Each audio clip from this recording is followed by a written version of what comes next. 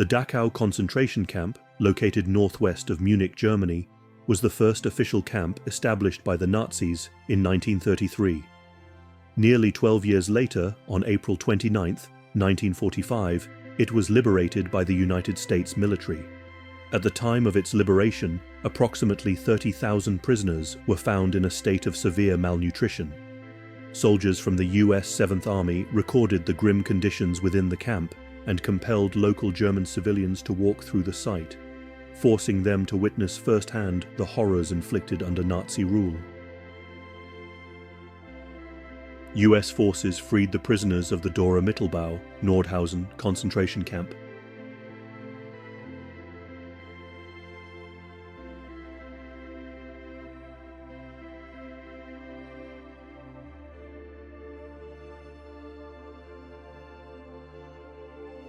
During the aftermath, medics and soldiers from the US 3rd Armored Division worked to evacuate the survivors.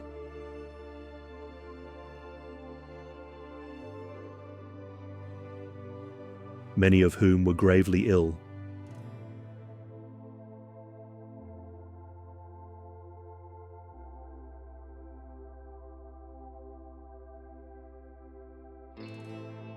Prisoners were subjected to grueling labor, first in a nearby stone quarry, and later in the construction of underground tunnels for rocket assembly.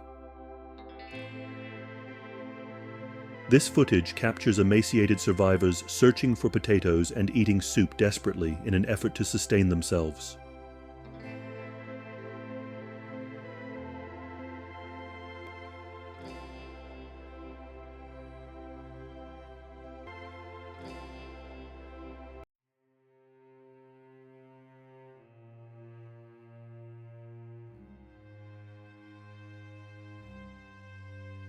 Before killing women, the Nazis brutally shaved their heads,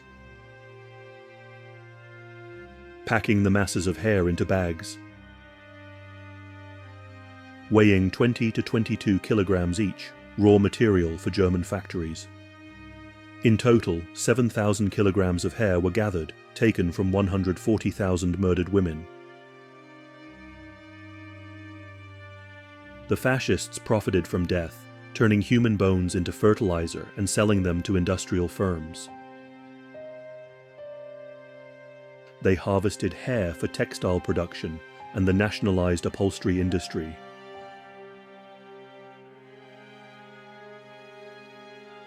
These same criminals even extracted dentures from the mouths of corpses to retrieve gold fillings.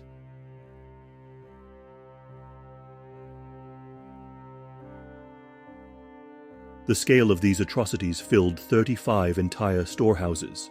In one, thousands of pairs of spectacles were found. If only 1 in 10 prisoners wore glasses, how many had to be slaughtered to amass such a collection?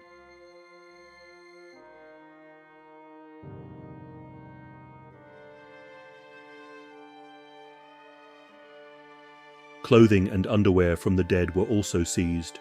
But who in Germany was meant to wear the garments of murdered infants? The sheer volume of confiscated clothing tells its own story. 514,843 pieces of men's, women's, and children's garments, including this small, discarded child's frock.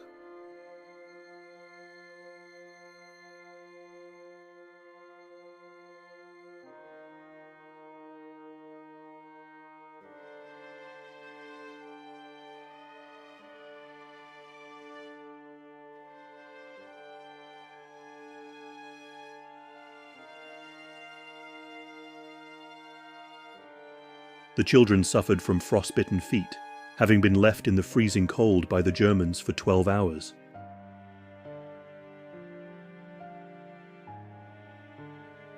These young individuals were used by fascist doctors as experimental subjects in research aimed at inducing sterility.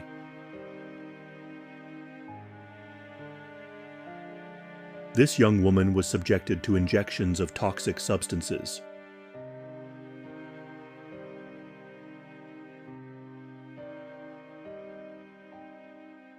The Hungarian spy, disguised as a Frenchman, was forced to undergo plastic surgery.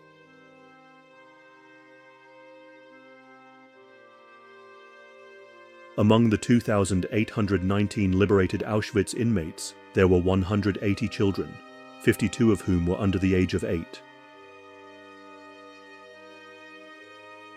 How did they manage to survive in such a hellish place? They survived because they were used for medical experiments instead of mice and rabbits.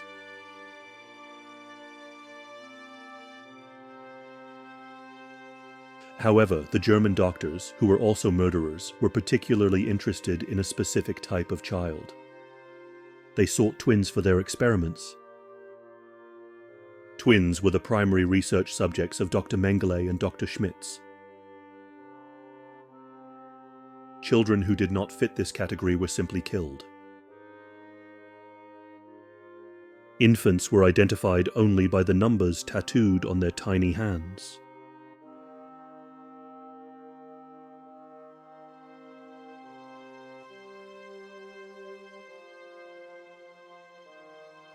A section of the prisoner barracks in the Majdanek camp, photograph taken after the liberation of the camp in July 1944, Poland.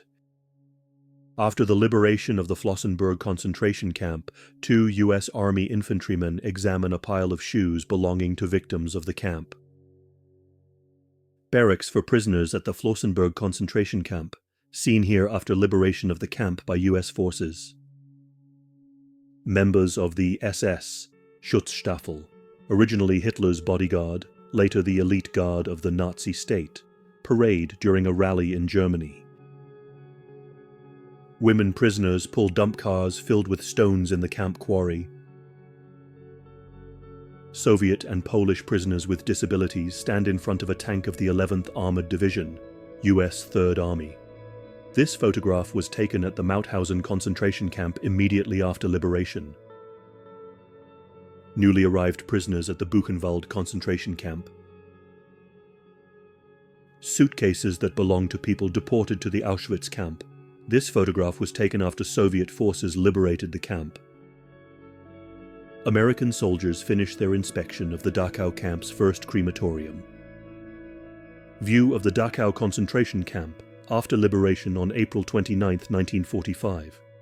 It shows the electrified barbed wire fence, the moat, and a watchtower. The crematoria at Dachau concentration camp soon after the liberation of the camp.